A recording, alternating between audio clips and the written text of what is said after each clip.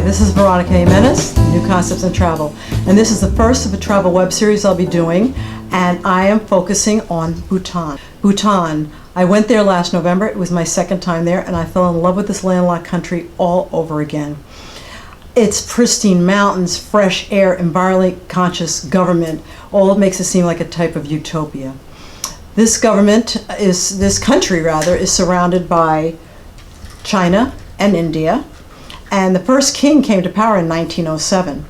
Well, since then there's been a lot of changes for the better.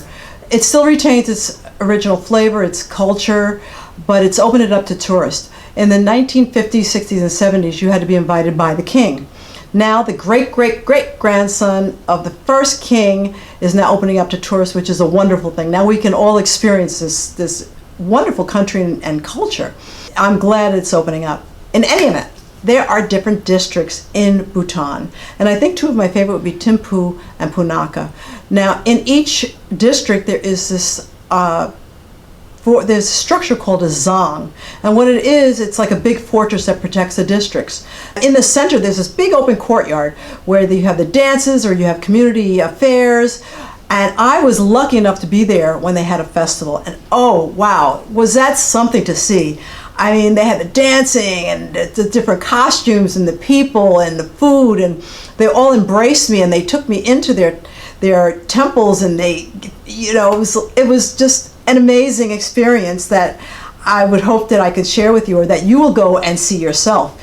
It is just fantastic, and I think the height of the whole trip there was going up to Tiger's Nest. Now this is a temple that's built on the side of a mountain. I don't know how they built this on the side of a mountain, but it is absolutely amazing. But it's a hike. It's not for the weary. It took me 3 hours to walk up there. I can't even explain in enough words, but I want you to take a journey through my photos, and hopefully this will show you what I am seeing in my mind that I'm trying to get to you. So let's take this journey through my photos, and we'll take it from there.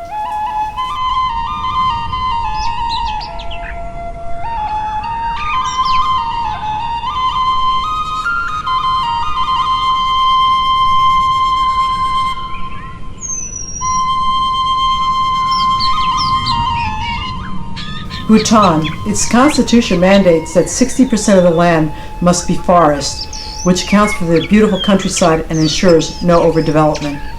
On the flight from Nepal to Bhutan, you can get a wonderful view of the Himalayas and Mount Everest when sitting on the left side of the plane. It is a beautiful sight to see, especially on a clear day. A town that I visit is Punakha, but the distance from Punakha from Thimphu is approximately 3 hours. It is quite a pleasant drive, as the landscape is lush with trees. The mountains are dotted with homes and prayer flags abound. On the way, I stop at the Jachula Pass and see 108 stupas standing as a memorial to the Bhutanese soldiers. The morning is foggy and the stupas are shrouded in a cape of mist. In the background, the Himalayas. The pass is located at an elevation of 10,200 feet. Onward to the Punakha Zong. A zong is a distinct type of fortress architecture found mainly in Bhutan and Tibet. The architecture is massive in style, with towering exterior walls surrounding a complex of courtyards. It is divided into two parts, half to religious functions, primarily the temple and the monks' accommodations, and the other government administrative offices. The Punakha Zong is quite exquisite. This is referred to as the Palace of Great Happiness and Bliss.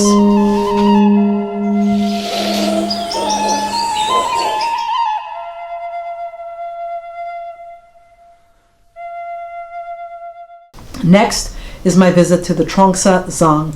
The drive is approximately 5 hours from Punakha. Along the drive, I see yaks, monkeys, and beautiful birds.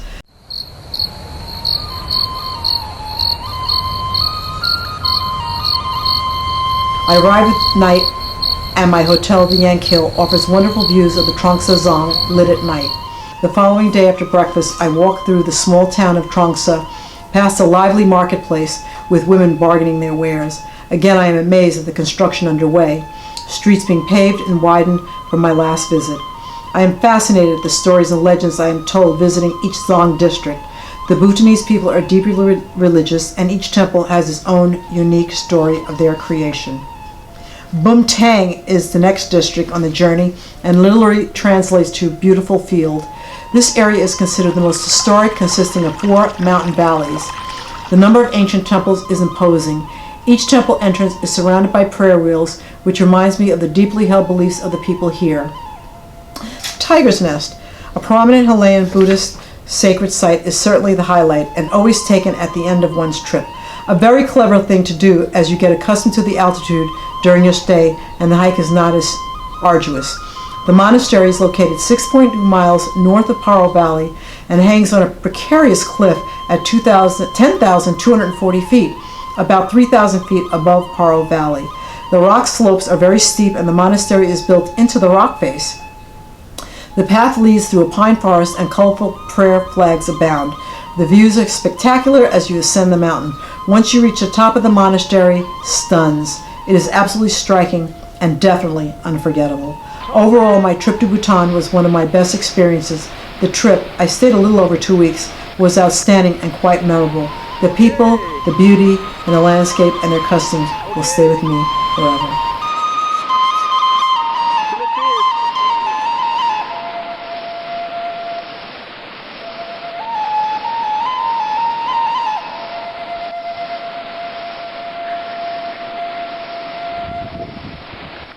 I hope you enjoyed this journey with me through my photos and my explanations of Bhutan, because it's quite an experience. But there's a couple of things I have to tell you about Bhutan. The weather is mostly like the climate on the east coast of the United States. So they have their winters and they have their summers, and it does get a little chilly during their winters. Make sure you pack accordingly. It's very relaxed. There's no dressing up. Just remember that you'll be hiking and just visiting with nature, so be relaxed. You'll also, if you're a U.S. citizen, you'll also need a visa. Now, there's no independent travel in Bhutan. You definitely need a guide. You cannot go there on your own. The company I use in Bhutan is Make My Holidays, and the owner's name is Nima, and he is terrific. He'll do everything from soup to nuts. Once you've paid for your vacation in Bhutan, they will issue your visa, and he takes care of everything. And he's just the nicest man you'll ever want to meet.